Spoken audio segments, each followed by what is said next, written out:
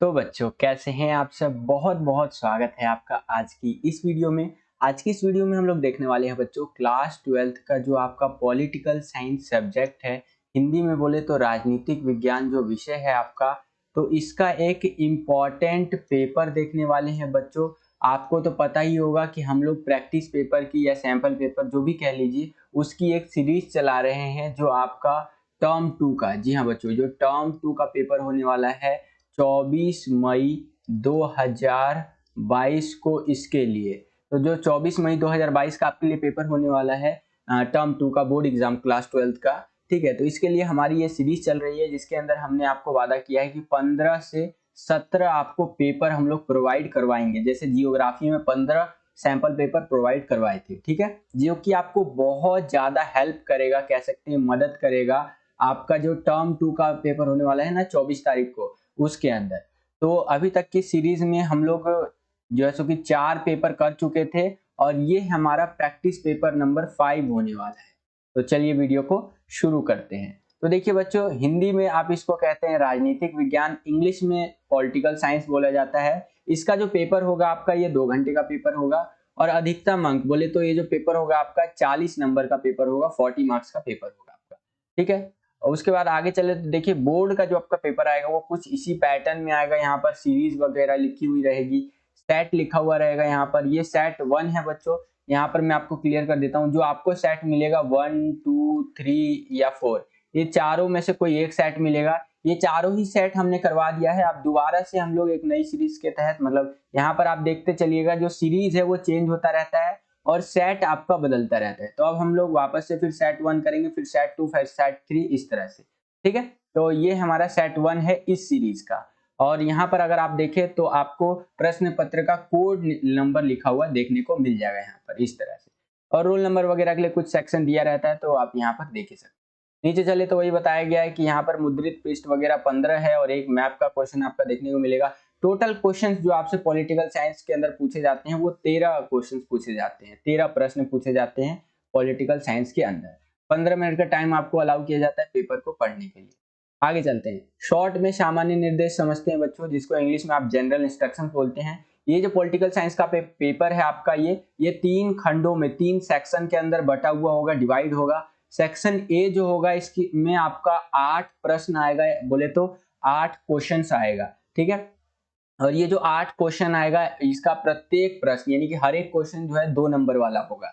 ठीक है, और जो 2 नंबर वाले क्वेश्चन का अटेम्प्ट करना है, आपको अपना उत्तर लिखना है, ये 50 शब्दों में तो कम से कम लिखना ही लिखना है। 50 वर्ड्स में तो आपको आंसर अपना लिखना ही लिखना है। उसके बाद बात करें सेक्शन बी की, जिसको आप भाग बी भी बोलते हैं। इसमें आपसे 3 क्वेश्चन पूछेगा, 3 प्रश्न पूछेगा, और ये जो 3 क्वेश्चन होंगे ये 4-4 नंबर वाले होंगे, 4 मार्क्स के क्वेश्चन होंगे ये। ठीक है, जो ये क्वेश्चन आप हल करेंगे इसका आपको 100 शब्दों में आंसर देना है। 4 नंबर वाले क्वेश्चंस का आंसर आपको 100 शब्दों में देना होगा बच्चों।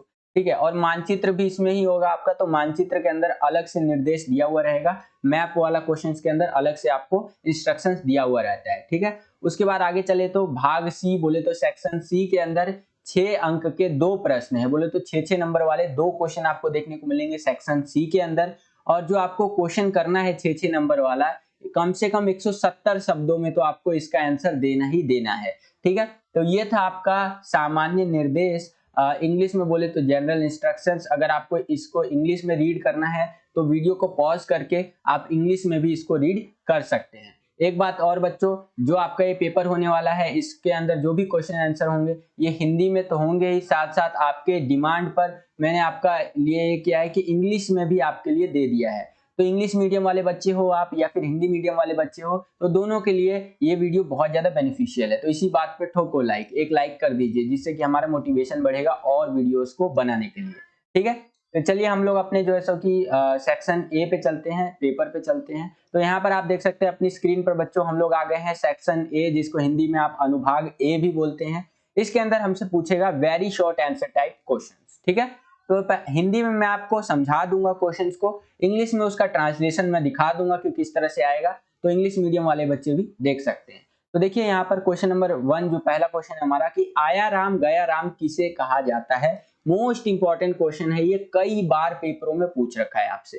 तो देखिए आया राम गया राम कौन है, हरियाणा के एक विधायक जिसका नाम गया लाल था। हरियाणा का एक विधायक था, कह सकते हैं हरियाणा का एक एमएलए था जिसका नाम था गया लाल। ठीक है, इसने क्या किया था ना कि कुछ ही घंटों के अंदर कई बार पार्टी अपनी बदल ली थी, जिसके कारण उनका जो नाम है वो आयाराम गयाराम के नाम से प्रसिद्ध हो गया। तो हरियाणा का एक एमएलए था, एक विधायक था जिसका नाम था गया लाल। ठीक है, उसने क्या किया था, कुछ 9 घंटों के अंदर ही कई बारी पार्टी बदल ली। कभी आप कह लीजिए कभी कांग्रेस से दूसरी पार्टी में, फिर दूसरी पार्टी से फिर कांग्रेस में, फिर दूसरे में, इस तरह से करके कई बारी जो है पार्टी बदल ली कुछ ही घंटों के अंदर। तो फिर उसको देख करके सब लोग बोलने लगा, अरे अरे ये तो आयाराम गयाराम आ गया, आयाराम गयाराम आ गया।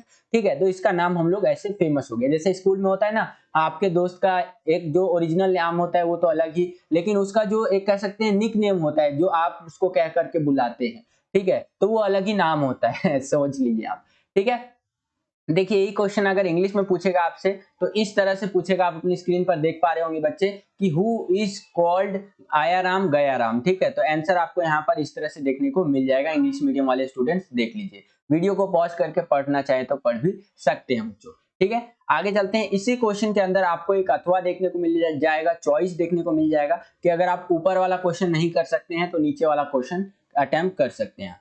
ठीक है, तो देखिए चॉइस में क्या क्वेश्चन पूछा है हमसे बच्चों, यहाँ पर ध्यान से समझिए इस चीज को कि ग्रैंड अलायंस से क्या अभिप्राय है। ग्रैंड अलायंस क्या था, तो इसका उत्तर समझिए। 1971 के चुनाव में गैर साम्यवादी तथा गैर कांग्रेसी विपक्षी पार्टियों ने चुनावी गठबंधन बनाया, इसे ही ग्रैंड अलायंस कहा गया या कहा जाता है। यानी कि जब 1971 का जो हमारा इलेक्शन हो रहा था, चुनाव हो रहा था, उसके अंदर एक तो गैर साम्यवादी लोगों ने और जो गैर हमारा कह सकते हैं कांग्रेस की विपक्षी पार्टियां जो थी, जो कांग्रेस के अपोजिशन में लड़ रही थी, खिलाफ लड़ रही थी, तो सब मिलजुल करके बोले कि भाई सारे एक में हो जाओ, कांग्रेस को इस बारी हराना है, और सभी मिलजुल करके एक जो चुनावी गठबंधन बना लिया इन लोगों ने। ठीक है, और इसे ही हम लोग ग्रैंड अलायंस की संज्ञा देते हैं। ठीक है, तो इस तरह से आप इसका आंसर लिख सकते हैं। 2 नंबर में क्वेश्चन पूछा जा सकता है। वही ये इंग्लिश में अगर आपसे पूछेगा तो इस तरह से पूछेगा, आप यहाँ पर देख सकते हैं, और आंसर इस तरह से आपको लिखना है बच्चों, आप अपनी स्क्रीन पर देख ही सकते हैं। ठीक है, आगे चलते हैं बच्चों, अगला क्वेश्चन देखते हैं अब हम लोग। अगला क्वेश्चन है दूसरा क्वेश्चन। दूसरा क्वेश्चन जो है क्या पूछ रहे हैं यहाँ पर कि सिंडिकेट किसने कहा जाता था, आपको अपना उत्तर बताना है। तो देखिए सिंडिकेट जो है वो कांग्रेस के भीतर ही प्रभावशाली नेताओं का जो अनौपचारिक अनऑफिशियल तौर पर जो है इनको सिंडिकेट कहा जाता था। मतलब कांग्रेस के अंदर ही जो प्रभावशाली नेता थे, ठीक है, ताकतवर नेता एक तरह से कह सकते हैं, जिनके पास ज्यादा ताकत थी, इन्हीं को अनऑफिशियल तौर पे यानी अनौपचारिक तौर पर सिंडिकेट कह देते हैं हम लोग। ठीक है, तो ये हो गया आपका सिंडिकेट। 2 नंबर में कई बारी सिंडिकेट भी पूछ लेता है आपसे। ठीक है, यहाँ पर आप देख सकते हैं हु वाज कॉल्ड सिंडिकेट। ठीक है, टू हटा दीजिए, हु वाज कॉल्ड जो है सिंडिकेट। तो सिंडिकेट किनको कहते थे, तो आंसर यहाँ पर आप देख सकते हैं आपकी स्क्रीन पर, ये रहा बच्चों। ठीक है, आगे चलते हैं, अगला क्वेश्चन देखते हैं। अगला क्वेश्चन है हमारा तीसरा क्वेश्चन बच्चों कि लाल बहादुर शास्त्री जी 1964 से 1966 तक भारत के प्रधानमंत्री रहे थे, और इस काल के दौरान भारत के सामने कौन सी 2 बड़ी समस्याएं आई थी। देखिए 1964 से 1966 का जो दौर था ना, इस टाइम पे भारत को बहुत सारे चैलेंजेस फेस करना पड़ा था। ठीक है, अब इसी दौरान इस क्वेश्चन में एक ट्रिक लगा दिया है कि इसके अंदर शास्त्री जी को डाल दिया है। ठीक है, शास्त्री जी को डाल दिया और बोल दिया कि भाई इस टाइम पे क्या क्या प्रॉब्लम आई। ठीक है, तो आपको शास्त्री जी को तो देखना ही देखना है, साथ साथ आप ये टाइम पीरियड याद रखिए 1964 से 66 का टाइम पे। ठीक है, तो देखिए 64 से 66 के टाइम की अगर हम बात करें तो 65 में एक तो हमारा युद्ध हुआ था नदी जल बंटवारे को लेकर के पाकिस्तान के साथ, और इसी दौरान अगर आपको याद हो तो खाद्यान्न संकट हमें देखने को मिला था। हरित क्रांति का अभी जो है सो की प्रचलन देखने को मिला था यहाँ पर।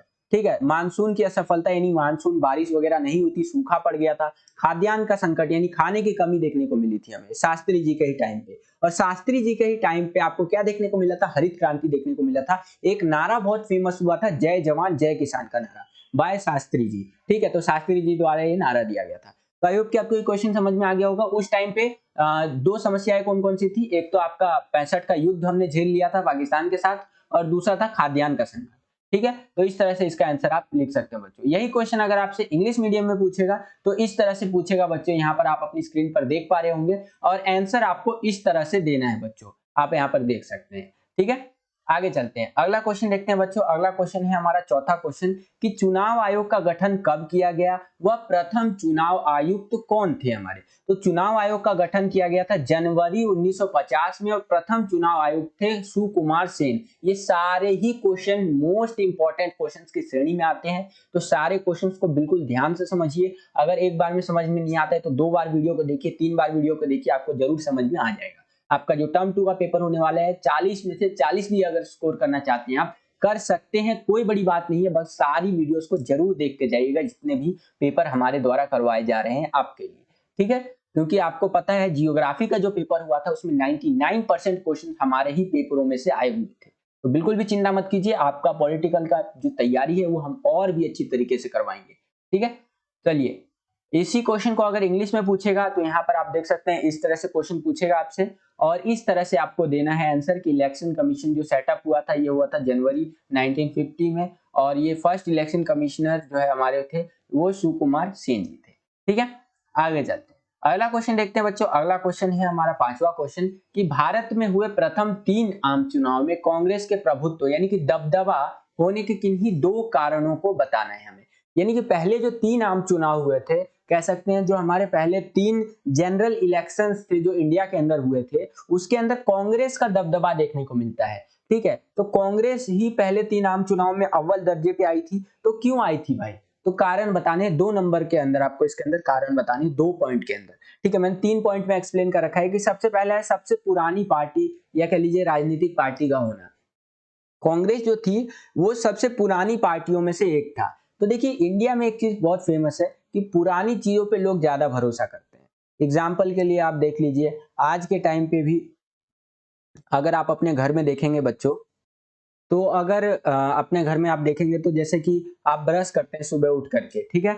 ब्रश करने के लिए अगर हम बात करें टूथब्रश की, तो टूथब्रश तो आप किसी भी कंपनी का यूज करते होंगे, लेकिन बात करें टूथपेस्ट की तो कोई ये नहीं बोलता कि टूथपेस्ट नहीं है या ये नहीं है। सभी बोलते हैं, मोस्टली यही बोलते हैं कि भाई कोलगेट खत्म हो गया है, ठीक है। पुरानी कंपनी है कोलगेट, ठीक है, और हम इंडियंस का भरोसा भी है और उस कंपनी को आप इतना फायदा होता है आज के टाइम पे, ये मान लीजिए, क्योंकि उस प्रोडक्ट को ही उस कंपनी के नाम से जानते हैं, समझ रहे हैं ना। तो वही चीज यहाँ पर भी आप लागू कर सकते हैं कि जो हमारा पार्टी है कांग्रेस पार्टी, अगर उस टाइम पे अगर कोई आदमी था ना और वो सोचता था कि राजनीति होती है ये सब होता है, ठीक है, राजनीतिक पार्टियां होती हैं, तो उसको राजनीतिक पार्टी के नाम पे सिर्फ कांग्रेस पार्टी ही ध्यान में आता था और कोई पार्टी लोगों के दिमाग में था ही नहीं उस टाइम पे ज्यादातर पॉपुलर। अगर मैं बात करूं तो इस चीज का भी फायदा उसको बहुत देखने को मिला, किसको, कांग्रेस को, जिसके कारण जो पहले 3 आम चुनाव हुए थे उसके अंदर कांग्रेस का दबदबा देखने को मिला, ठीक है। तो पहला पॉइंट ये हो गया। अगला है बच्चों हमारा स्वतंत्रता संग्राम की विरासत प्राप्त होना। स्वतंत्रता संग्राम मतलब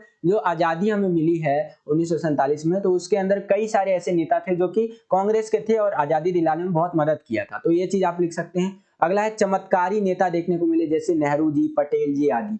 कांग्रेस के अंदर बहुत चमत्कारी नेता थे। चमत्कारी नेता इन द मीन्स कि आप कह सकते हैं बहुत प्रभावशाली नेता जिसका पूरा देश के ऊपर एक दबदबा प्रभाव देखने को मिलता है। पटेल जी का दबदबा आज भी देखने को मिलता है, उनको लौह पुरुष के नाम से जाना जाता है, ठीक है। तो ये भी कांग्रेस के अंदर थे। नेहरू जी को भी बहुत जैसा कि माना जाता है, ठीक है। हालांकि आज इनकी थोड़ी पॉपुलैरिटी कम हुई है लेकिन उस टाइम पे बहुत माना जाता था, ठीक है। तो ये चमत्कारी जो नेता थे कांग्रेस के अंदर, इसका भी बहुत बेनिफिट मिला कांग्रेस को, जिससे कि जो पहले 3 आम चुनाव हुए थे उसमें कांग्रेस का दबदबा हमें देखने को मिला, ठीक है। तो ये 3 पॉइंट मैंने बता दिए, इसमें से कोई 2 भी अगर आप एक्सप्लेन करके लिख देते हैं तो आपको पूरे 2 नंबर मिल जाएंगे। 50 शब्दों में आपको आंसर लिखना है। अगर आप इसका इंग्लिश वर्जन देखना चाहें तो इस तरह से इंग्लिश में आता है ये क्वेश्चन, यहाँ पर आप देख सकते हैं। और इस तरह से यहाँ पर आपको आंसर लिखना है कि ओल्डेस्ट पॉलिटिकल पार्टी थी, ठीक है, लेगेसी ऑफ फ्रीडम स्ट्रगल, और यहाँ पर देख सकते हैं नेहरू जी और पटेल जी जैसे नेता थे। तो इस तरह से आप इंग्लिश में लिख सकते हैं बच्चों। आगे चलते हैं, अगला क्वेश्चन देखिए। अगला क्वेश्चन है हमारा छठा क्वेश्चन कि संरक्षणवाद क्या है, ठीक है, ये आपको बताना है। तो देखिए संरक्षणवाद मतलब कि जैसे आप मान लीजिए ये आपका देश है और ये और छोटे छोटे देश है, ठीक है, ये और क्या है, छोटे छोटे देश है।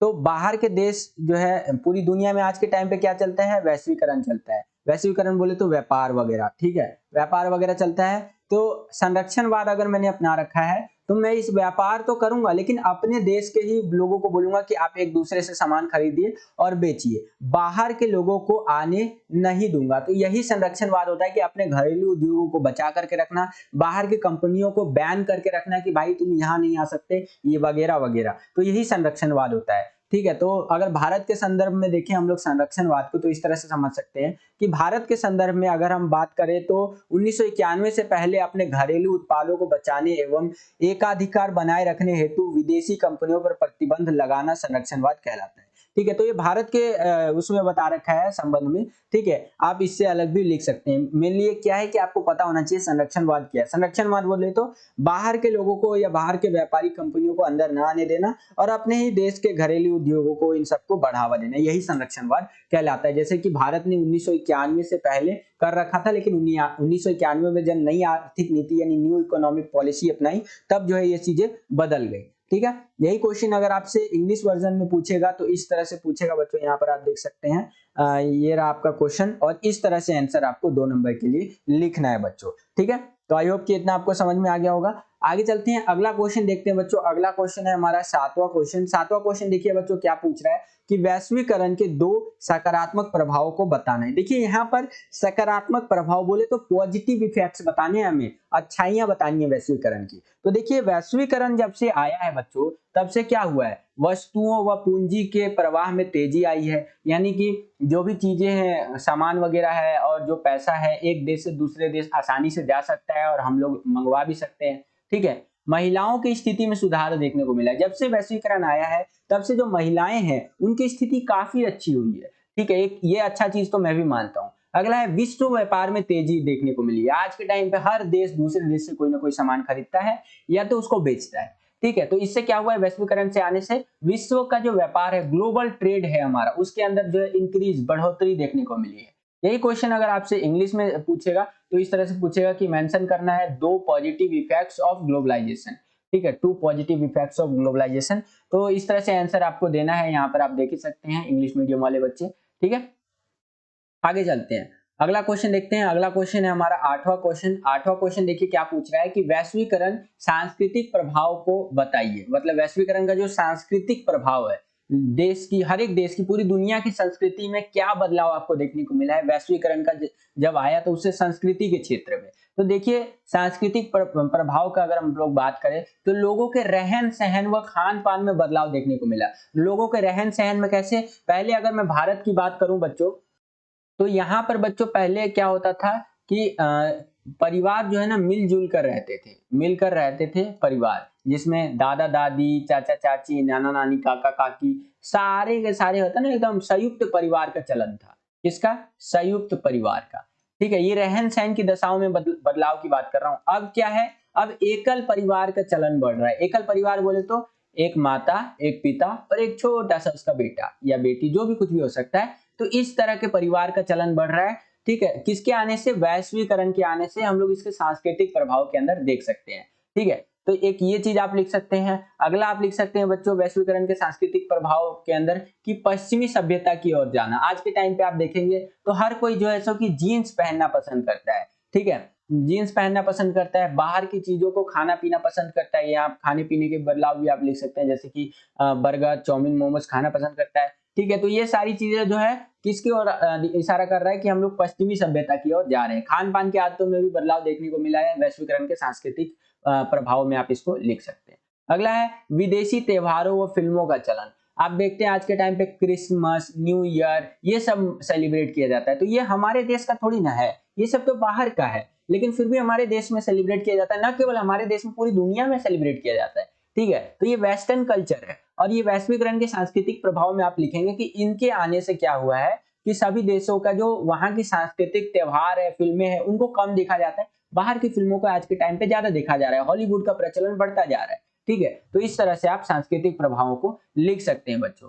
इसी क्वेश्चन को अगर आपसे इंग्लिश में पूछेगा तो इस तरह से पूछेगा, आपको देख सकते हैं explain the cultural impact of globalisation. तो यहाँ पर आप देख ही सकते हैं, इस तरह से आपको आंसर लिखना है बच्चों। तो आई होप कि आपको ये क्वेश्चन समझ में आया होगा। आगे चलते हैं बच्चों, अगला क्वेश्चन। अब हम लोग आगे हैं सेक्शन बी में, जिसको हिंदी में आप अनुभाग बी भी बोलते हैं। तो इस सेक्शन से देखिए 4-4 नंबर के अब हमसे क्वेश्चन पूछेगा। तो आप देखिए किस तरह से क्वेश्चन आपसे पूछ सकता है। 9वां क्वेश्चन है हमारा कि यूरोपीय संघ के गठन के उद्देश्यों का वर्णन कीजिए। जो हमारा यूरोपीय यूनियन है तो उसका गठन क्यों किया गया, ठीक है, क्यों उसको बनाया गया, तो उसका उद्देश्य आपको बताना है। तो देखिए यूरोपीय संघ क्या है, जो यूरोप के देश है, मान लीजिए ये यूरोप है पूरा उपमहाद्वीप, इसके छोटे छोटे ये सारे देश है, ठीक है। तो इन देशों का क्या है, ये एक संगठन है, ठीक है, क्या है, एक संगठन है जिसको हम लोग यूरोपीय यूनियन बोलते हैं। तो ये क्यों बनाया गया, ये इसलिए बनाया गया ताकि इन देशों के बीच में एक समान विदेश व सुरक्षा नीति हो सके। मतलब जो इनकी विदेश नीति है या फिर सुरक्षा की नीति है कह सकते हैं, ये एक समान हो सके। उसके बाद अगला है, यहाँ पर आप देख सकते हैं दूसरा पॉइंट में आप लिख सकते हैं कि आंतरिक मामलों तथा न्याय से जुड़े हुए मामलों में सहयोग देखने को मिले, ठीक है। जो इनके इंटरनल मैटर्स है उनके अंदर इनको बेनिफिट देखने को मिले, सभी मिलजुल करके काम करे, और जो इनका न्याय से जुड़ा हुआ मामला है, कोई भी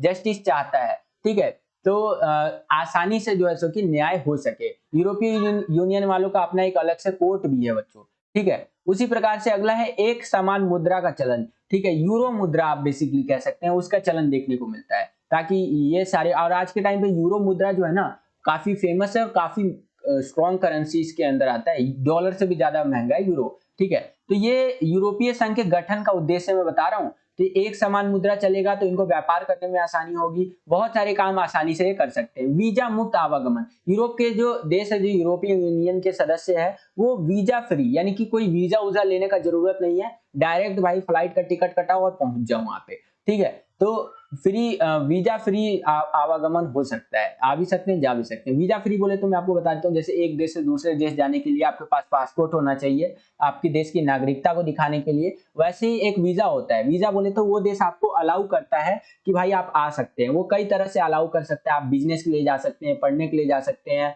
ठीक है, वहां पर काम करने के लिए जा सकते हैं मजदूर के तौर पे, तो इन सभी तर्ज पे वीजा दिया जाता है आपको, ठीक है। तो ये सारे कारण लिख सकते हैं जिस कारण से यूरोपीय संघ का गठन किया गया था, ये उसके मेन उद्देश्य थे। तो आई होप कि आपको समझ में आया होगा। तो यही क्वेश्चन बच्चों, अगर ये 9वां क्वेश्चन आपसे इंग्लिश में पूछेगा तो यहाँ पर आप देख सकते हैं इस तरह से क्वेश्चन पूछेगा आपसे और इस तरह से आपको आंसर अपना लिखना है बच्चों, ठीक है। तो ये आप देख सकते हैं वीजा फ्री ट्रेवल, ये सारे चीज मैंने हिंदी में आपको बता दिया। तो चलिए अगला क्वेश्चन देखते हैं बच्चों। अगला क्वेश्चन है हमारा 10वां क्वेश्चन। यहाँ पर आप अपनी स्क्रीन पर देख पा रहे होंगे कि उस संगठन का नाम बताइए जिसका गठन बैंकॉक घोषणा पत्र पर हस्ताक्षर के बाद किया गया था और इसके मुख्य उद्देश्यों का आपको वर्णन करना है। तो देखिए बच्चों यहाँ पर एक चीज समझिए, आपका जो पेपर आएगा, पेपर को मान लेते हैं 100%, तो 100% में से 70% तो पेपर इजी आएगा आपका, ठीक है, लेकिन जो बच गया 30% पेपर आपका, तो उसके अंदर जो आपसे क्वेश्चन पूछेगा वो थोड़े ट्रिकी क्वेश्चन होंगे, थोड़े घुमा करके क्वेश्चन पूछे जाएंगे। आंसर आपको आता होगा अगर आपने पढ़ा है तो, लेकिन आपसे जो क्वेश्चन पूछेगा वो घुमा देगा। जैसे कि यहाँ पर सीधी सी बात है, पूछ रहा है आसियान के बारे में लेकिन घुमा दिया भाई, अंदर क्वेश्चन में से अंदर आंसर में से क्वेश्चन बना दिया आपका, क्योंकि ये तो बैंकॉक घोषणा पत्र वाला आंसर का पॉइंट है, ठीक है। तो इस तरह से, तो सीधी सी बात है, यहाँ पर किसकी बात कर रहा है बच्चों, यहाँ पर बात कर रहा है आपका आसियान के बारे में, सीधी सी बात है यहाँ पर देखिए। तो वही चीज है यहाँ पर कि अगस्त 1967 में इस क्षेत्र, मतलब इस क्षेत्र के जो भी देश थे, 5 देश, इंडोनेशिया, मलेशिया, फिलीपींस, सिंगापुर और थाईलैंड, इन्होंने क्या किया था, बैंकॉक घोषणा पत्र पर हस्ताक्षर किया था और उसके बाद आसियान की स्थापना की थी बच्चों, ठीक है। तो ये आप लिख देंगे। और अगर हम बात करें आसियान के मुख्य उद्देश्यों की, तो आप अपनी स्क्रीन पर देख पा रहे होंगे आसियान के मुख्य उद्देश्य क्या क्या है। पहला तो आप लिख सकते हैं सदस्य देशों के आर्थिक विकास को तेज करना, यानी कि आसियान बनाया ही इसलिए गया था ताकि जो इनके मेंबर कंट्री है उनका जो इकोनॉमिकली डेवलपमेंट है वो तेज हो सके, आर्थिक विकास तेज हो सके। दूसरा है इनके जो मेंबर कंट्री है उनका सामाजिक विकास हो सके और सांस्कृतिक विकास हो सके। तीसरा है इनका जो है कानून वगैरह व्यवस्था सही तरीके से चल सके, ठीक है। तो ये आप लिख देंगे आसियान के मुख्य उद्देश्य, ठीक है। अगर यही क्वेश्चन आपसे इंग्लिश में पूछेगा तो इस तरह से इंग्लिश में क्वेश्चन आएगा बच्चों, यहाँ पर आप देख सकते हैं अपनी स्क्रीन पर, और आंसर इस तरह से आपको लिखना होगा बच्चों, ये रहा आपके स्क्रीन पर, ठीक है। और यही है इसके मेन ऑब्जेक्टिव्स क्या क्या थे, तो आप अपनी स्क्रीन पर देख पा रहे होंगे, इस तरह से आपको लिखना है मेन इसके ऑब्जेक्टिव बच्चों। इंग्लिश मीडियम वाले बच्चे यहाँ पर देख लीजिए, ठीक है। आगे चलते हैं, अगला क्वेश्चन है हमारा 11वां क्वेश्चन बच्चों। अब 11वां क्वेश्चन जो है ये मैप से रिलेटेड क्वेश्चन है आपका। इसमें बेसिकली आपसे मैप वाले क्वेश्चन जो है पूछा गया है, वही 4 देशों का आपको यहाँ दर्शाया हुआ है मैप के अंदर। ये आप देख सकते हैं, ये तो आंसर है बेसिकली। आपको जो आंसर लिखना है आपकी उत्तर पुस्तिका में लिखना है, इसी तरह से जो ये तालिका बनी हुई है ना, इसी टाइप से आंसर आपको लिखना है। तो देखिए ये रहा मैप, आपकी स्क्रीन पर देख रहे होंगे, और ये मैप से रिलेटेड क्वेश्चन समझते हैं एक एक करके, ठीक है, कि क्या हमसे पूछ रहा है यहाँ पर। तो देखिए पहला क्वेश्चन पूछ रहा है कि वह देश बताइए जो चारों ओर से स्थल से घिरा हुआ है मतलब, ठीक है, वो कंट्री आपको बताना है जो कि लैंड लॉक कंट्री है एक तरह से। तो वो आप बताना है, ये इंग्लिश मीडियम वाले बच्चों के लिए क्वेश्चन है। तो देखिए उसका उत्तर सीधा सा है, यहाँ पर आप देख सकते हैं, वह जो देश है हमारा वह है बच्चों नेपाल, ई है इसका आंसर, ठीक है, यहाँ पर आप दर्शा सकते हैं। तो ये रहा हमारा पहला क्वेश्चन अटेम्प्ट हो गया। पहले का संबंधित अक्षर मैप के अंदर ई है और उत्तर है, देश का नाम है नेपाल। अगला क्वेश्चन देखते हैं। अगला क्वेश्चन मैप वाला पूछ रहा है, मैप का क्वेश्चन 4 नंबर का आएगा बच्चों, ध्यान रखिएगा, ठीक है। तो अगला क्वेश्चन क्या पूछ रहा है कि वह देश जहां जातीय संघर्ष हुआ है, ठीक है, यहाँ पर इंग्लिश में भी देख सकते हैं, इस तरह से क्वेश्चन पूछेगा मैप के अंदर आपका, ठीक है। तो वो देश कौन सा है बच्चों, आप अपने स्क्रीन पर देख भी पा रहे होंगे, ये रहा आपके सामने मैप। और मैप की अगर मैं बात करूं तो यहाँ पर आप देखेंगे तो आपको दिख जाएगा, ये है हमारा श्रीलंका। कौन है बच्चों, ये हमारा श्रीलंका, ऐसा देश है जहां पर जातीय संघर्ष आपको देखने को मिला है। अगला हम अगर क्वेश्चन देखें, तीसरा क्वेश्चन मैप वाला क्या पूछ रहा है कि वह देश जहां आजादी के बाद अधिकांश समय तक सैनिक शासन हमें देखने को मिला है, वो देश आपको बताना है, वो कंट्री बताना है जहां पर मिलिट्री रूल रहा है most of the time after independence. तो सीधी सी बात है, इसका आंसर तो आप में से ज्यादातर बच्चों को पता होगा, इसका आंसर है बच्चों पाकिस्तान। यहाँ पर आप देख सकते हैं, इसका आंसर हो जाएगा डी, बोले तो पाकिस्तान, डी फॉर कुछ और भी आता है, खैर यहाँ पर देख सकते हो। तो ये हमारा दूसरे का सी था, श्रीलंका, जातीय संघर्ष वाला। तीसरे का डी है हमारा बच्चों पाकिस्तान, ठीक है। चौथा क्वेश्चन देखिए, चौथा क्वेश्चन क्या पूछ रहा है कि वह देश जहां विश्व का सबसे बड़ा लोकतंत्र है, ये क्वेश्चन है, the country which has the largest democracy in the world.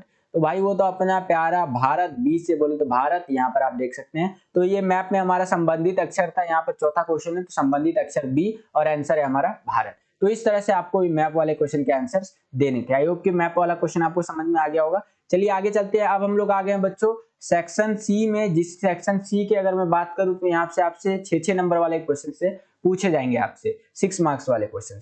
तो चलिए सेक्शन सी का पहला क्वेश्चन है हमारा 12वां क्वेश्चन कि भारत पाकिस्तान संबंधों पर प्रकाश डालने आपको। आप यहाँ पर देख सकते हैं, भारत और पाकिस्तान जो है हमारा, उसके दोनों के बीच में जो संबंध रहे हैं, तो उन संबंधों पर आपको प्रकाश डालना है बच्चों, ठीक है। तो चलिए समझते हैं भारत और पाकिस्तान के संबंधों पर प्रकाश किस तरह से डालना है हमें। डालना क्या है बेसिकली यही बताना है हमें।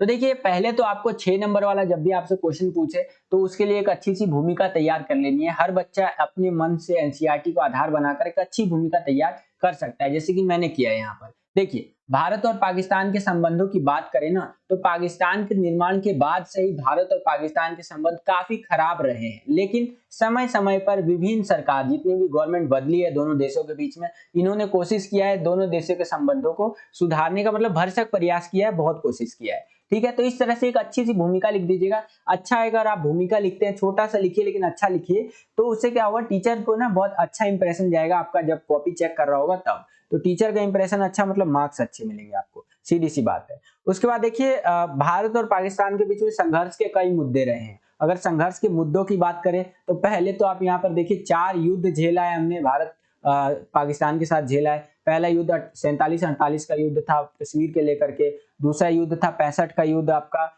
जल बंटवारे को लेकर के था, तीसरा 71 का युद्ध बांग्लादेश को लोकतंत्र आजाद कराने के लिए था, और चौथा कारगिल युद्ध 1999 में। तो संघर्ष के मुद्दों में तो पहला आप ये लिख देंगे कि 4 युद्ध देखने को मिला है भारत और पाकिस्तान के बीच में।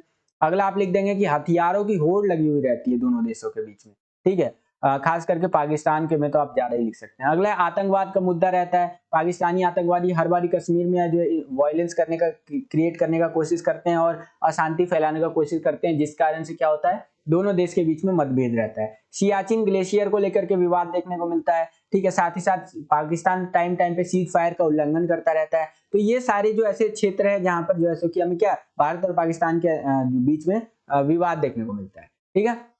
अब देखिए सहयोग के भी कुछ मुद्दे हैं भारत और पाकिस्तान के बीच में, अगर हम बात करें, जिसके अंदर ये संभावना वाले क्षेत्र है, अगर इनमें आगे चल के दोनों देश मिलकर के काम करें तो दोनों देशों के संबंध सुधर सकते हैं बच्चों। पहला आप लिख सकते हैं सांस्कृतिक तौर पे कैसे, फिल्मी, गाने, नाटक इत्यादि का प्रचार करके दोनों देशों के बीच में अच्छा तरीके से फिल्म रिलीज होने देना चाहिए। ऐसा नहीं कि कोई फिल्म बैन कर दे, ये वो नहीं, ठीक है। जिससे कि दोनों देशों की संस्कृति आपस में जो है मिल सके और दोनों एक दूसरे के बारे में अच्छे से समझ सके। अगला है खेल क्षेत्र में अगर क्रिकेट, हॉकी इत्यादि को हम लोग बढ़ाएंगे तो दोनों देशों के बीच में सहयोग को बढ़ाया जा सकता है। अगला है व्यापार को बढ़ा सकते हैं हम लोग। फिर गरीबी उन्मूलन, विकास, लोकतंत्र की दृढ़ता इत्यादि के लिए दोनों देश जो है मिल करके काम कर सकते हैं। तो इस तरह से बच्चों आप क्या कर सकते हैं कि भारत और पाकिस्तान के सहयोग की संभावना वाले क्षेत्रों के बारे में लिख सकते हैं बच्चों। ठीक है, तो ये है आपका पूरा आंसर, और भी इसको अच्छे से आपको लिखना है 170 शब्दों में, तो इजीली आपको 6 नंबर मिल जाएगा बच्चों। इंग्लिश मीडियम वाले बच्चे यहाँ पर देख लीजिए, इस तरह से आपको आंसर लिखना है। क्वेश्चन इस तरह से पूछेगा आपसे इंग्लिश में, और इस तरह से आपको आंसर अपना लिखते चलना है बच्चों। वीडियो को पॉज करके अगर आप पढ़ना चाहते हैं तो पढ़ सकते हैं बच्चों। ठीक है, यहाँ पर देखिए 4 हमें वॉर देखने को मिला था, यहाँ first, second war, third war और फोर्थ वॉर, तो ये आप देख ही सकते हैं बच्चों। ठीक है, ये हो गया आपका। आई होप कि इतना आपको समझ में आ गया होगा। चलिए आगे चलते हैं, थोड़ा सा और जो इसका आंसर है इंग्लिश में ये भी देख लीजिए। ये आप देख सकते हैं, ये रहा आंसर इसका।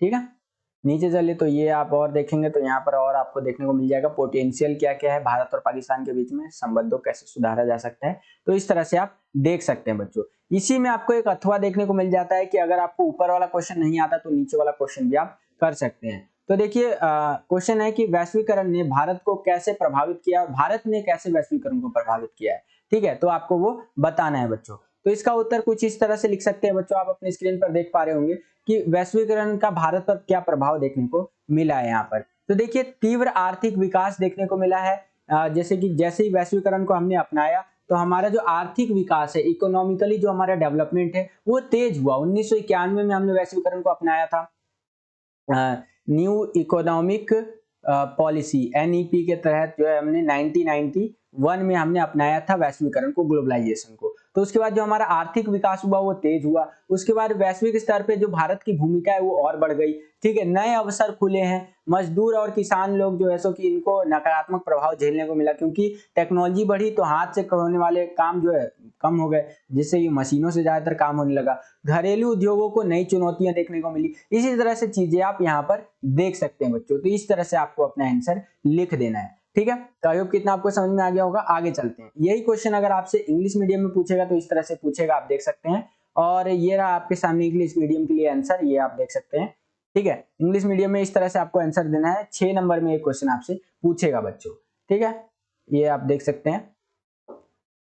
चलिए आगे चलते हैं। अगला क्वेश्चन है हमारा 13वां क्वेश्चन। 13वां क्वेश्चन है कि वैश्वीकरण का विरोध किन आधारों पर किया जाता है। तो देखिए वामपंथी विचारधारा के जो लोग हैं ना, वो विभिन्न पक्षों की आलोचना जो है करते हैं, मतलब विभिन्न पक्षों के आधार पर जो है वैश्वीकरण का विरोध करते हैं। वो बोलते हैं कि राज्य के जो शक्तियां हैं उसमें कमी देखने को मिल रहा है, आर्थिक क्षेत्र में भी जो है पूरी दुनिया पर निर्भरता बढ़ रही है, और संरक्षणवाद की नीति को थोड़ा हम लोग कायम करके रखना चाहिए। संस्कृति पर भी चिंता जता रहे हैं कि लोग अपनी संस्कृति को भूलते जा रहे हैं, बाहर की संस्कृति को अपनाते जा रहे हैं। तो इस तरह से वैश्वीकरण का विरोध हो रहा है बच्चों। ठीक है, यहाँ पर आप देखेंगे तो WSF के बारे में भी लिखा हुआ है। 1999 का जो मंत्री स्तरीय बैठक था उसके अंदर भी विरोध देखने को मिला। ठीक है, तो इस तरह से आप आंसर लिख सकते हैं। आगे चलते हैं। 13वां क्वेश्चन यही है हमारा, इंग्लिश में पूछेगा तो इस तरह से पूछेगा आपसे। यहाँ पर आप देख सकते हैं, इस तरह से आपसे पूछेगा इंग्लिश मीडियम में, और आंसर इस तरह से आपको देना है बच्चों। ठीक है, ये रहा आपके सामने आंसर। आगे चलते हैं। इसी में एक अथवा में आपसे क्वेश्चन पूछा है कि अगर आपको ऊपर वाला क्वेश्चन नहीं आता तो ये नीचे वाला क्वेश्चन कर सकते हैं कि श्रीलंका के जातीय संघर्ष का आपको उल्लेख करना है 6 नंबर में। देखिए 6 नंबर में है तो आप कर सकते हैं उल्लेख, कोई ज्यादा बड़ी बात नहीं है। देखिए श्रीलंका में क्या है ना, जातीय संघर्ष किनके बीच में देखने को मिलता है, वहां पर सिंगली लोग जो है और तमिल लोग जो है, भारतीय तमिल, उनके बीच में जातीय संघर्ष देखने को मिलता है। सिंगली लोगों की आबादी ज्यादा है, तमिल लोग जो है बहुत कम मात्रा में पाए जाते हैं वहां पर। तो तमिल लोग अपने अधिकारों के लिए लड़ते रहते हैं, और उसी में आपका लिबरेशन टाइगर ऑफ तमिल इलम का गठन हो गया, लिट्टे बन गया, जो बोलता है कि भाई हम लोग तमिल लोगों को अधिकार दिलाएंगे। ठीक है, और उसी को लेकर के श्रीलंका सरकार ने सख्त कदम उठाए। राजीव गांधी वगैरह ये सारा चीज आप देख सकते हैं। भारत ने अपनी शांति सेना भी भेजी थी वहां पर, जो एक तरह से सिविल वॉर हो रहा था उसको लेकर के। ठीक है, तो इस तरह से आपको क्या करना है, यहाँ पर लिख देना है। नॉर्वे ने यहाँ पर अहम भूमिका निभाई थी, मध्यस्थता की भूमिका निभाई थी बच्चों, इस चीज को ठीक करने के लिए। जैसे कि वर्ल्ड बैंक ने हमारा नदी जल बंटवारे को लेकर के भारत पाकिस्तान के बीच में मध्यस्थता की भूमिका निभाई थी, दोनों चीज ठीक करने के लिए।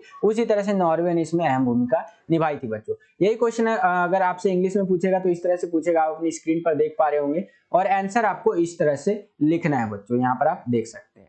ठीक है, ये आंसर इस तरह से आपको लिखना है। ठीक है, चलिए तो यहाँ पर हमारा ये जो है चूंकि समाप्त होता है पॉलिटिकल साइंस का पेपर। आई होप कि जो है सो कि इतना आपको समझ में आया होगा। तो बस बच्चों यही था आज का ये वीडियो। पॉलिटिकल साइंस का जो हमारा ये सीरीज चल रहा है बहुत ज्यादा इंपॉर्टेंट है बच्चों, मैं आपको बार बार ही बोल रहा हूँ। जो आपका 24 मई को पेपर होने वाला है, 24 मई 2022 को पॉलिटिकल साइंस का जो पेपर होने वाला है उसके लिए इसी सीरीज में हमने आज प्रैक्टिस पेपर नंबर 5 भी कंप्लीट कर लिया। नेक्स्ट जो वीडियो आएगा वो प्रैक्टिस पेपर नंबर 6 पे आएगा, उसको भी जरूर देखिएगा। होम साइंस के लिए आप बहुत डिमांड कर रहे हैं तो होम साइंस का हम लोग सैंपल पेपर जल्दी ही आपको दे देंगे। ठीक है, तो यही था आज का वीडियो। आई होप कि पसंद आया होगा। वीडियो को लाइक कर दीजिए, इससे हमारा मोटिवेशन बढ़ता है और वीडियोस को बनाने के लिए। ठीक है, तो वीडियो लाइक जरूर कीजिएगा। और अगर आप हमारे चैनल पर नए आ गए और हमारे चैनल को सब्सक्राइब नहीं किया तो चैनल सब्सक्राइब कर दीजिए। क्या कर रहे हैं आप, ऑल सी बेसिक को अभी सब्सक्राइब कीजिए। इसी तरह की वीडियोस को पाने के लिए सब्सक्राइब करने के बाद ऑल पे क्लिक कर दीजिएगा, जिससे आने वाले हमारे चैनल पे नए वीडियोस की नोटिफिकेशन सबसे पहले आपके फोन पर आ जाया करेंगी। आज के लिए इतना बच्चों, मिलता हूं आपसे अगली और एक्साइटिंग वीडियो में। तब तक के लिए खुश रहिए, खुश रखिए सभी को। जय हिंद, वंदे मातरम।